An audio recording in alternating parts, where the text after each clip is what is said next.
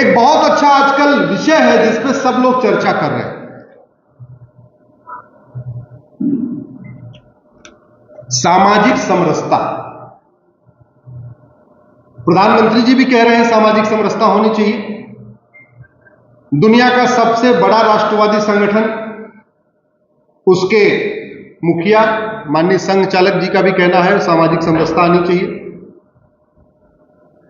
कुछ लोग मन से कह रहे हैं सामाजिक समरसता आनी चाहिए, कुछ लोग बेमन से कह रहे हैं, लेकिन सामाजिक समरसता आनी चाहिए ऐसा सब कहते हैं। सामाजिक समरसता आएगी कैसे? सबसे पहले हमें उन कारणों को ढूंढना पड़ेगा जिनके कारण सामाजिक समरसता टूटती है। पहले पारिवारिक समरसता तो आ जाए, सामाजिक समरसता बाद में आएगी। पहले भाई भाई के बीच में समरसता तो आ जाए, पिता पुत्र के बीच में समरसता तो आ जाए, चाचा भतीजे के बीच में समरसता तो आ जाए, फिर पड़ोसी समरसता शुरू हो। सामाजिक समरसता तब आएगी जब शिक्षक और शिक्षा मंत्री के बच्चे की एक किताब होगी।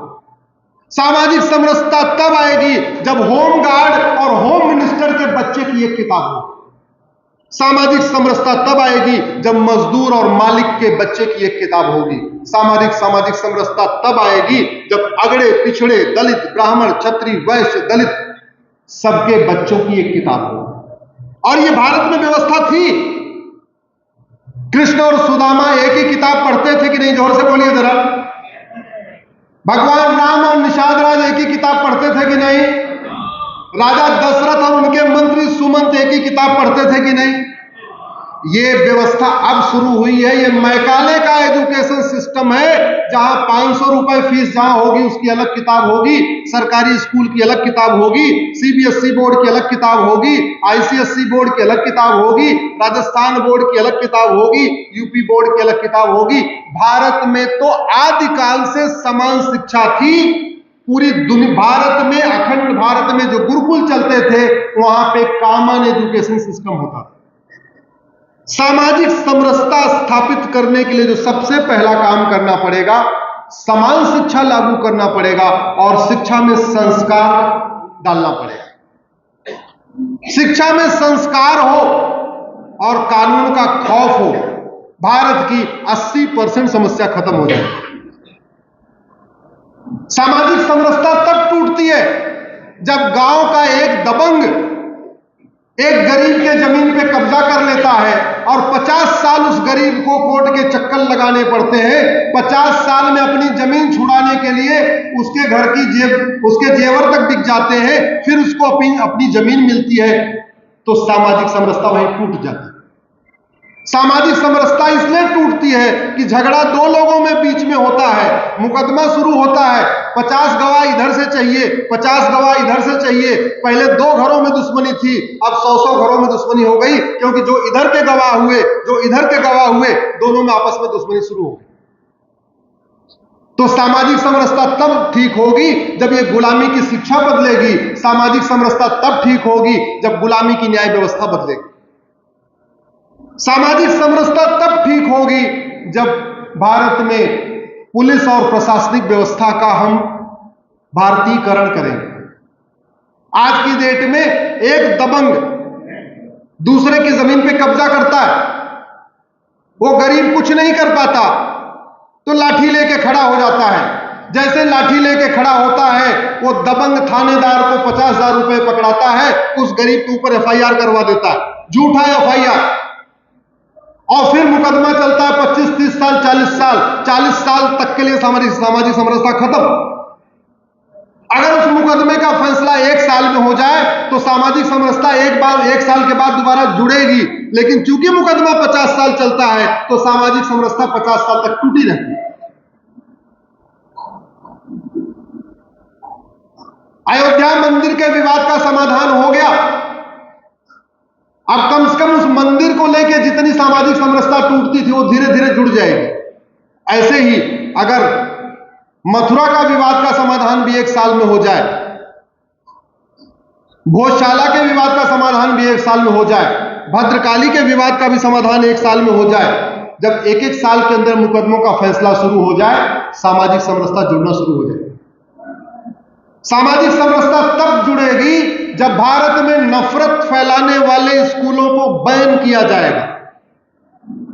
भारत में नफरती स्कूल चल रहे और एक दो नहीं, लाखों में। मुगलों ने जिन नफरती स्कूलों को खोला था, मुगल काल में उनकी संख्या मैक्सिमम 1000 थी, अब उनकी संख्या 4 से 5 लाख हो चुकी। अंग्रेजों ने जो स्कूल खोला, अंग्रेजों के समय में उनकी संख्या 1000 थी, अभी वो 2 लाख हो चुकी है। हम लोग हर साल स्वतंत्रता दिवस मनाते हैं, 15 अगस्त को मनाते हैं ना। स्वतंत्रता का मतलब क्या होता है? स्वतंत्र, स्व मतलब अपना, तंत्र मतलब सिस्टम। अपना सिस्टम डेवलप हुआ क्या? शिक्षा हमारी है क्या? चिकित्सा व्यवस्था हमारी है क्या? पुलिस व्यवस्था हमारी है क्या? न्यायिक व्यवस्था हमारी है क्या? प्रशासनिक व्यवस्था हमारी है क्या?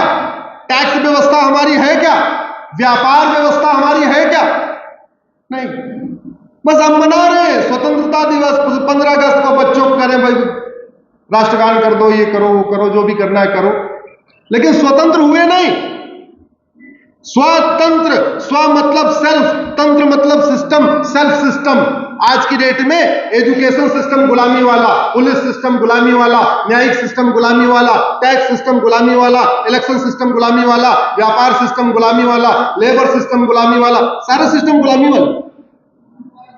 आपके सामने इसलिए कह रहा हूं, आप सब लोग शिक्षक हैं, इस पे चिंतन करिए। एक एक शिक्षक अपने जीवन में कम से कम 10-10 हजार बच्चों को ट्रेंड करता है अपने जीवन में, डायरेक्टली इनडायरेक्टली। हम 26 जनवरी को क्या मनाते हैं? गणतंत्र दिवस मनाते हैं ना। गणतंत्र का मतलब, भारत के संविधान में एक शब्द आता है, पहला शब्द सोवरिन। अगर आप संविधान का प्रियम्बल खोलेंगे, जो पहला शब्द है सोवरिन। सोवरिन मतलब संप्रभु। संविधान निर्माताओं का सपना क्या था? एक संप्रभु भारत बनाएंगे। ये बात बच्चों को बताइए, कैसा भारत बनाएंगे?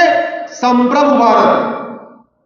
संप्रभु का मतलब ना गुलामी का नाम हो, ना गुलामी का निशान हो, ना गुलामी की कुरीतियां हो, ना गुलामी की कुप्रथाएं हो, ना गुलामी की पुलिस व्यवस्था हो, ना गुलामी की न्यायिक व्यवस्था हो। सब कुछ हमारा होना चाहिए। हुआ क्या? तो हम स्वतंत्रता दिवस मना तो रहे कागज पे, वास्तव में हम स्वतंत्र नहीं हुए।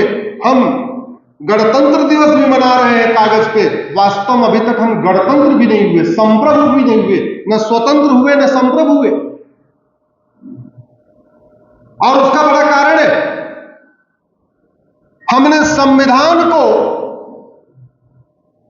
अपने तरीके से उसका इंटरप्रिटेशन नहीं किया। मेरी एक लेटेस्ट PIL है धर्म और रिलीजन के ऊपर। मैंने कहा है कि धर्म अलग होता है, मजहब अलग होता है। आप गूगल करिएगा धर्म रिलीजन अश्विनी उपाध्याय, आपको डिटेल मिलेगा इसका।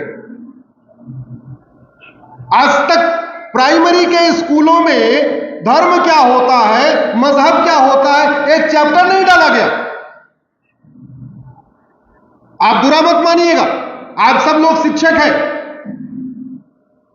लेकिन आपसे अगर खड़ा करके कोई पूछ ले धर्म और मजहब के बीच में 10 अंतर बताओ, शायद आपको भी दिक्कत आएगी। क्यों? क्योंकि ना आपने पढ़ा और ना आपको पढ़ाने के लिए किताब मिली। धर्म और रिलीजन में उतना ही अंतर है जितना जमीन और आसमान में अंतर होता है। धर्म जोड़ता है और रिलीजन तोड़ता है। धर्म जोड़ता है और मजहब, जोर से बोलिए, तोड़ता है। धर्म कहता है वसुधैव कुटुंबकम, धर्म कहता है नारी तू नारायणी, धर्म कहता है यत्र नारस्तु पूज्यते रमन्ते तत्र देवता, धर्म कहता है सर्वमंगल मांगल्ये शिवे सर्वार्थ साधिके।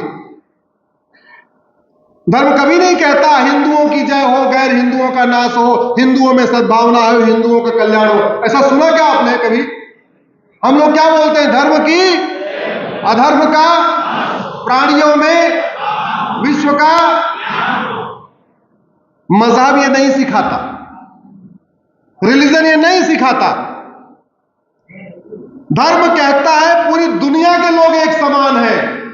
मजहब कहता है जो हमारे मजहब में आ गया वो एक समान है, और जो नहीं आया है उसको तो जो करना है कर दो। धर्म कहता है सबसे भाईचारा रखो, मजहब कहता है जो हमारे मजहब में आ चुका, हमारे रिलीजन में आ गया, उससे भाईचारा रखो। यानी fraternity among religion, universal fraternity नहीं। धर्म यूनिवर्सल फ्रेटर्निटी सिखाता है, जिसको कहते हैं विश्व बंधुत्व। धर्म वसुधैव कुटुंबकम सिखाता है और धर्म विश्व बंधुत्व सिखाता है। धर्म सबको एक समान सिखाता है। धर्म एक ही है, लेकिन पता नहीं लोगों ने झूठ बोलना शुरू कर दिया, सर्वधर्म संभाव। सर्वधर्म कहां से हो जाएगा? धर्म एक ही है तो सर्व कहां से आ जाएगा? दुनिया में 1100 रिलीजन है, लेकिन नारी की पूजा केवल एक ही सनातन धर्म में होती है। और कहीं होती है क्या? जोर से बोलिए जरा। लक्ष्मी के रूप में, सरस्वती के रूप में, दुर्गा के रूप में नारी की पूजा केवल सनातन धर्म में होती है, बाकी जगह बिल्कुल नहीं। कुछ रिलीजन में तो माताओं का पैर छूना भी हराम है। कुछ मजहब में तो पिता का पैर छूना भी हराम है। धर्म में गृहिणी जैसा शब्द, दुनिया में 6500 भाषाएं हैं, आपको गृहिणी जैसा शब्द किसी और भाषा में नहीं मिलेगा। गृहिणी मतलब, गृह मतलब घर, ऋणी मतलब ऋणी होना। जिसका पूरा घर ऋणी हो उसको क्या कहते हैं? जोर से बोलिए जरा। गृहिणी।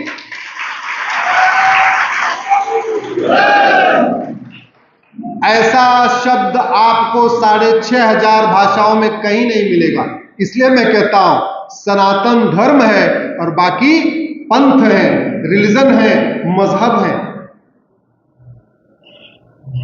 धर्म जोड़ता है, रिलीजन तोड़ता है। तो अगर हमें सामाजिक समरसता स्थापित करनी है तो सबसे पहले हमें समान शिक्षा लागू करनी चाहिए, और उसके लिए कोई रॉकेट साइंस नहीं करना। देखिए मेरे हाथ में किताब है, आपको दिख रहा होगा, राइट टू एजुकेशन एक्ट। दिख रहा है कि नहीं दिख रहा है? आप लोग जो प्राइमरी में, जूनियर में पढ़ाते हैं उसमें यही कानून चलता है, राइट टू एजुकेशन एक्ट। इसमें कहां बना? ये संसद में। तो कहां इसको बदला जा सकता है? संसद में। अगर ये राइट टू एजुकेशन हो सकता है तो राइट टू इक्वल एजुकेशन नहीं हो सकता? इक्वल जोड़ने में कोई दिक्कत है क्या? मेरा कहना है इस राइट टू एजुकेशन में शब्द जोड़ दिया जाए इक्वल, तो ये बन जाएगा राइट टू इक्वल एजुकेशन। अगर पूरे भारत की रेल चलाने के लिए एक रेलवे बोर्ड हो सकता है, तो पूरे भारत के स्कूल चलाने के लिए एक एजुकेशन बोर्ड नहीं हो सकता क्या? भाई एक रेलवे बोर्ड दिल्ली में है, बाकी उसके जोनल रेलवे बोर्ड अलग अलग राज्यों में है। ऐसे एक एजुकेशन बोर्ड, भारतीय शिक्षा बोर्ड दिल्ली में हो, हर राज्य में उसके जोनल ऑफिस बन जाए। अच्छा, मैथ का सिलेबस पूरे भारत का एक हो सकता है कि नहीं? जोर से बताइए। आप सारे शिक्षक हैं, जोर से बताइए।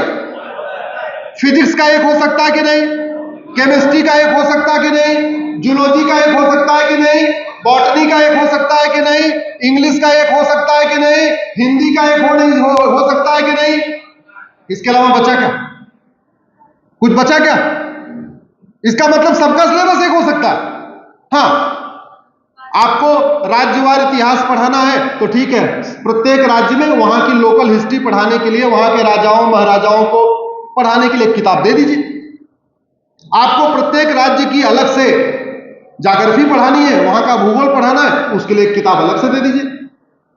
आपको प्रत्येक राज्य की वहां की स्थितियों को पढ़ाना है, वहां की परिस्थितियों को पढ़ाना है, एक किताब और कर दीजिए। अगर 10 किताब पढ़ानी है तो 7 किताब कॉमन हो सकती है, 3 किताब राज्यवार हो सकती है। कोई कहेगा भाषा की बात, तो ठीक है, राजस्थान वाले हिंदी में पढ़ेंगे, गुजरात वाले गुजराती में पढ़ेंगे, बंगाल वाले बंगाली में पढ़ेंगे, तमिलनाडु वाले तमिल में पढ़ेंगे, लेकिन सिलेबस और करिकुलम एक हो सकता है कि नहीं? इसी की मैं लड़ाई लड़ रहा हूं, इसी की मेरी PIL भी चल रही है, अभी कल भी इस पे सुनवाई हुई है।